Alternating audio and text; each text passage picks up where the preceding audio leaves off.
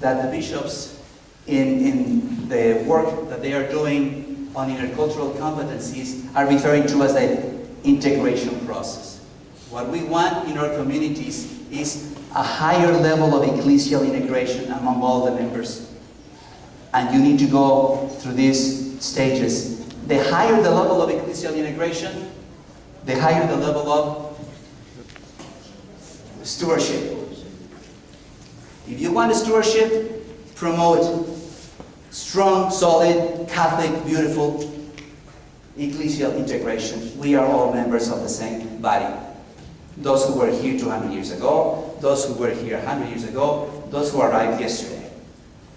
Find ways of making the connections through welcoming, belonging, and ownership.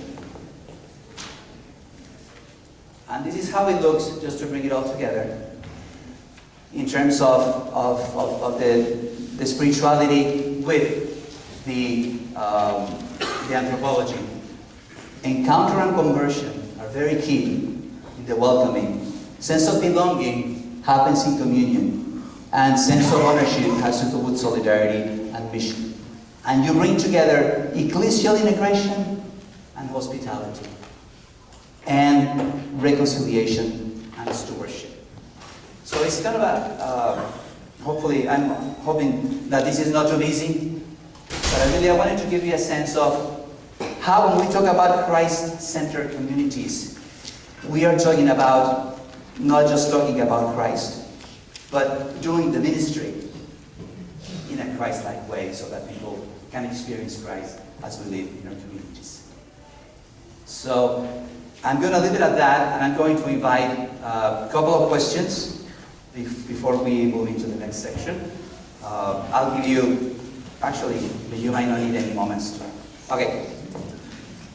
It's not a question, it's just something that kind of hit me. Also part of the little pericope that we read on the apostles putting the net into the water, doing what Jesus asked them to do. It's like a foretaste of mission. When they came up with their catch, it was 153 fish, and that's, I understand, symbolic of the whole known world. I guess there was 153 countries at that time.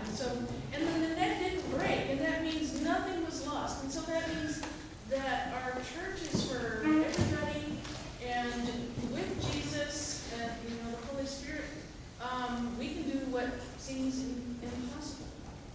Very good point. And there is a symbolic aspect of the scripture in terms of there are 7 disciples. And 7 is wholeness, is representing the entire church. And you're right, the net is a symbol of looking out. Just go out and bring the good news to everyone. And I agree with you that the net is never going to break, because there is no limit to God's ability to hold and embrace. The numbers that you heard yesterday in terms of people that are baptized Catholic and don't participate, you need to cast a bigger net. You need to go out. You need to go out and find these people and find that whatever it is that we are obsessing about that is keeping us from being out there by the shore, so that we can make sure that all those who are baptized Catholics will know that the beloved community is waiting for them in the parish. And not only them, everybody else that lives within the boundaries needs to be and beyond. Any other question or comment regarding this?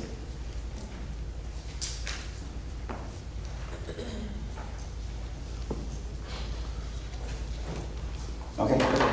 You talked about bringing the two cultures together. You talked about bringing the two cultures together and how there's a sense of loss to some of the people by opening up the church to different cultures or different traditions.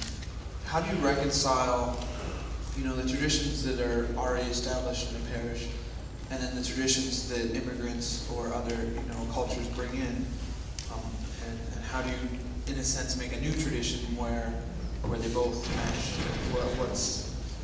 Your question, what's your name? Tim. Tim, your question is very insightful. First of all, it is a developmental process. It doesn't happen just like that, automatically. And this is the way it's been happening in almost 7,000 parishes. We surveyed 20 pastors that have been highly successful at doing that. And they came up with a roadmap as to how that takes shape. And this is how it works. The parish, remember, Catholic, the parish is what? A territory. So when you say you have a community that is 1,200 people, mostly white, let's say, and have been there for 80 years. And you have an emerging Hispanic community that has maybe 3,000 families. And you know, because this is happening all over the country, that if you don't welcome that community by providing ministry in their own cultural context and language, you will not be welcoming them. They just don't show up. So that's what works. That's a good pastoral practice. But there is the fear. And what is that fear? To create a Sunday liturgy in Spanish, what is the fear that comes up? Father, you are dividing the parish. It's a fear of division. Well, no. The parish is already divided between those who have been gathered and those who have not been gathered. And we know that the way they would gather is by providing culturally specific ministries. Now this is the trick, and this is what is working nationwide. You can have, like in my parish, you have 4 different communities where the traditions, their flavors. We have a Sunday liturgy that accommodates these 4 communities. Language is important. We don't have Mass, we don't have Spanish Mass, we don't have English Mass, we don't have French Mass. We have the Mass in French, the Mass in English, the Mass in Spanish. Can you tell what I'm getting at? The liturgy is the liturgy. The fact that you are providing the experience of the Eucharist, the celebration, in 4 cultural contexts, that means that you are casting 4 different nets to gather a very fruitful harvest. So the first step is you need to acknowledge that it is not an either or. It's a both and. There is enough room for both. Abundanza. Abundanza. You need to cast the bigger net. Once the 2 communities are gathered, then you begin the process of those communities getting to know one another. Little by little. And little by little, they begin to inch into each other's worlds, and they begin to feel more comfortable, and at one point, they begin bilingual celebrations. In Pentecost, in the patron feast day, the Triduum. So they begin by having their own space, culturally specific space within the church. Then they have an opportunity to grow in getting to know one another, so that they can more and more be one. But that takes place. It's a long process. It's a process of reconciliation. My wife is Irish American. When I went to Mexico and told my parents that I was engaged, they were very happy. And I said, well, you know, she's an Irish woman. That's it. Irish and Mexican, that's an explosive combination. Well, as you heard yesterday, we have 3 children. We have been married for 27 years, and I can tell you, the Mexican and the Irish complement each other in a beautiful way. We needed to learn each other's traditions, each other's families. We needed to agree on how to raise our kids. But we did it with a profound Catholic identity. Our point of reference is the gospel and the teachings of the church. Because there is enough for that. So we were able to bridge that gap. I cannot give you more of a specific answer, but I can just tell you that it's happening all over the world. But what it would take from you is to experience me as a Mexican from my own perspective, and you saying, I get you. and me doing the same thing for you. Because ultimately, the work of ecclesial integration, the work of reconciliation is about relationships. We are to build relationships among all the members of our parishes in a Christ-like way. It's kind of like one answer that I can give at this point, but it's happening all over the country. It's not easy, but it's beautiful. I think in terms of time, we might need a break. And then... Are there any more questions? We're still... In regards to ownership, it seems as though that that many of the Hispanic people are here for one reason, and that is to get enough money so that they can go back to Mexico. Exactly. So there's no ownership, and it's very difficult to get this circle when they are not here for the long term. They're here for just a short term and to get the money and to leave again. So this, I understand what you're saying, but in a different way, it's not happening that way. It's happening, because we're not here and we're not interested. We're here for one thing and then we're going to go away. But yet, we require all of the same services while we're here. How do we build a community? How do we make that bridge? How do we get, from what Tim was talking about, how do we make that single community in a situation? I think that now, and I will tell you in a nutshell, because this is what happens. This is the real story in terms of. I was supposed to be here for 1 year. I've been here 29 years. So people come from a certain perspective to accomplish a certain goal. Then things change, and people begin to settle. And as people begin to settle, they begin to engage. And they begin to engage more in the places that have been the more welcoming. So I can tell you that in Idaho, you have the same pattern. People staying longer, having their kids here, growing families. They are not going back. They are trying to find new ways of being here. But you know what you find them sometimes? With the Pentecostals, with the evangelicals, with the Mormons. Because when they were passing by, they were welcomed by these communities, and they are doing communities there. So what is happening? I'll just give an example. I was hired to be the director for Hispanic Ministry, the Archdiocese of Portland in Oregon. And at that time, there were 12 missions serving Hispanics in Western Oregon.